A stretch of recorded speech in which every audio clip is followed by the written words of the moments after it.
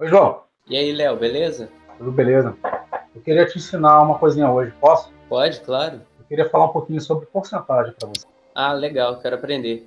Beleza. Então, olha só. Vamos primeiro pensar da seguinte maneira.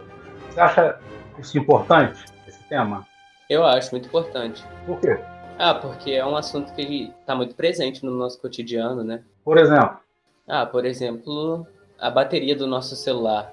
Ela é medida em porcentagem, né? é verdade, a bateria, né? Várias outras coisas a gente usa porcentagem para dar uma ideia de comparação, né? E até mesmo, em muitas ocasiões, no preço, né, de alguns produtos, né? Aliás, tem algum produto que você gostaria de ter? Ah, eu gostaria de ter um tênis da Nike, Ah, é? Tipo esse aqui? tipo esse. Ah, que bom que eu adivinho seu pensamento, né? Então, eles são tênis maneiro, né? É um tênis que custa R$ 800 e ele custava 1.199. Teve um desconto de 33%, foi para 799. Legal, né? Então, vamos combinar uma coisa, vamos dizer que esse tênis aqui, ele custa, por exemplo, R$ 800, só para facilitar a nossa vida, né? Eu te pergunto, João, se esse tênis que custa R$ 800, ele sofre um aumento de 20%, qual seria o novo preço dele? Ou como se faz para chegar a esse novo preço? Ah, Léo, eu acho que eu usaria uma regra de 3 nesse caso. E de que E forma seria essa aí, regra de 3? e aí o 800 ia corresponder ao valor total, no caso 100%, e o valor do aumento ia corresponder a 20%, que a gente pode Ah, representar por X. beleza, então seria mais ou menos assim: o 800 corresponde a 100% e um valor, que é o aumento, né, Exatamente. corresponde a 20%. Joia, joia. A gente aprende que deve ser multiplicado cruzado, né? Aliás, Isso. preenchido. É igual a 800 vezes 20. Ora, 8 vezes 2, 16. Então, basta dividir aqui por 100, né? Então, divide por 100, divide por 100. Isso quer dizer que o aumento seria R$ 160, né? Joia, joia. Então, esse aqui é o aumento. Então, qual seria o preço final? O preço final ia ser o valor inicial do produto somado ao valor do aumento. Então, seria 800 mais 160, que daria R$ 960, certo? Certo. Tá. Então, eu gostaria de propor uma outra solução, tá? Beleza. A outra solução seria assim: já que você usou essa ideia de que 800 corresponde a 100%, então deixa eu te fazer uma pergunta. Se 800 corresponde a 100%, se esse valor sofre um aumento de 20%, então, depois desse aumento, eu passo a ter quantos por cento do produto? 120%. Então, basta você pegar o valor inicial e multiplicar por 120%. Mas 120% na forma decimal pode ser escrita de que maneira? É só dividir esse valor por 100, Que vai dar que vai quanto? ser 1,2. Isso, ou 1,20. E aí, fazendo a conta de 800 vezes 1,20, vai ficar 8 vezes 120, vai dar 960. É, Léo, mas eu acho que eu continuaria usando a regra de 3, porque eu acredito que é mais simples. Tá joia? Então, deixa eu te fazer uma pergunta. Se você tivesse um novo aumento de 20%, como que você faria, então? Eu ia ter que fazer mais uma regra de 3. Então, se você tivesse 3 aumentos sucessivos de 20%, o que você faria? Eu ia ter que fazer 3 regras de 3.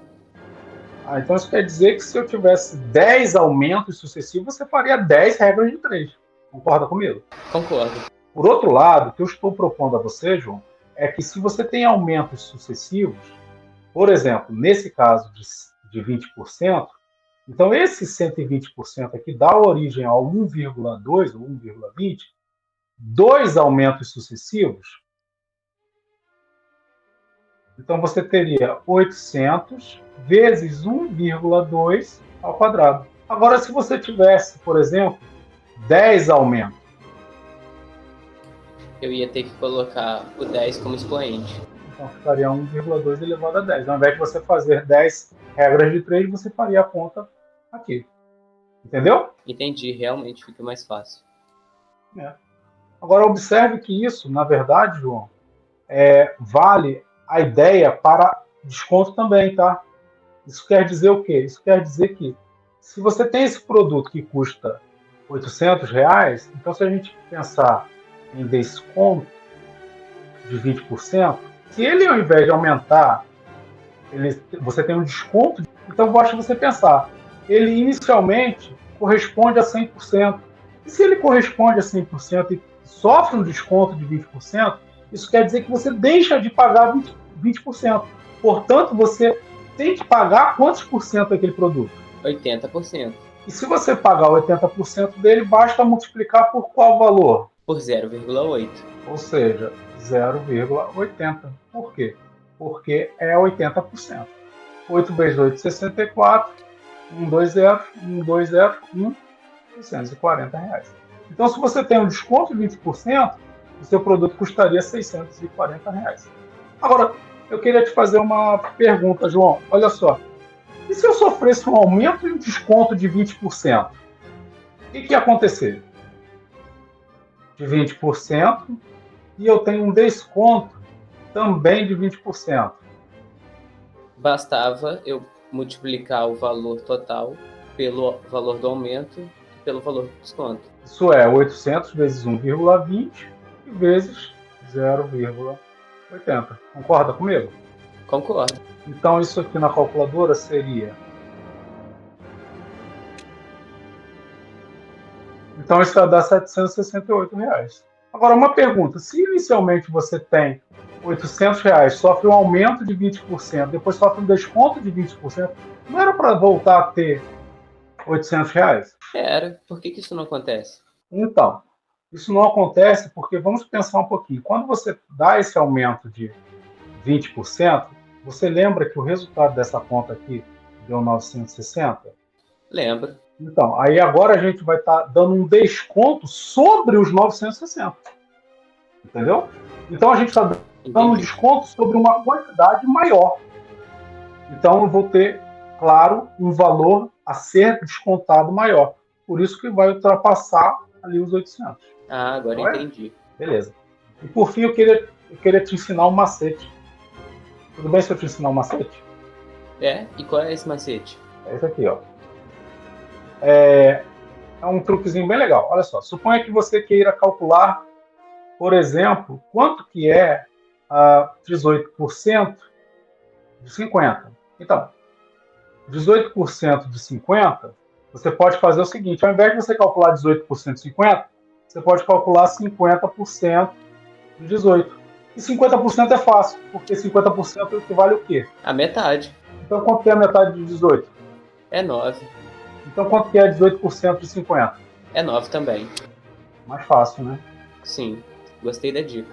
Vou tentar te dar um outro exemplo. Quanto que é 32% de 25? Basta eu inverter e fazer 25% de 32? Exatamente. 25% de 32 é fácil da gente calcular, porque olha só, quantas moedinhas de 25 centavos você junta para compor R$1? 4. Então 25% é um quarto. Quanto que é um quarto de 32? É 8. É 8. Então, para finalizar, quanto que é 32% de 25? É 8 também. Entendi. Excelente. Esse é o truque. Por fim, João, vamos resolver uma questão do Enem? Vamos então. Enem 2019. A questão diz o seguinte: segundo o Instituto Brasileiro de Geografia e Estatística, o rendimento médio mensal dos trabalhadores brasileiros no ano de 2000 era de R$ 1.250. Então, veja, em 2000, no ano 2000, o rendimento médio do brasileiro era de R$ 1.250. Já o censo de 2010 mostrou que, em 2010, esse valor teve um aumento de 7,2% em relação a 2000. Então, em relação a 2000, ou seja, em 2010, teve o quê? Teve um aumento de 7,2%. Joia. Esse mesmo instituto projeta que em 2020 o rendimento médio mensal dos trabalhadores brasileiros poderá ser 10% maior do que foi em 2010. Supondo que as projeções do IBGE se realizem, o rendimento mensal do brasileiro em 2020 será de quanto? Então, o que vai acontecer se em 2020, de fato, você tiver um aumento de 10%? Qual vai ser, então, o valor do rendimento médio do trabalhador brasileiro? João, você sabe dizer como que eu faço essa conta? Léo, basta eu multiplicar o 1.250 pelo 1,72 e depois pelo 1,10. Tá bom, eu só tenho um pensamento aqui, né? Esse 1,72 aqui aumentou 7,2%. Por qual número eu deveria multiplicar se fosse 72%, João? Aí sim seria 1,72. Exato. Então esse valor aqui está incorreto, né? Então por qual valor eu Entendi. deveria multiplicar? Por 1,072. Perfeito, meu amigo.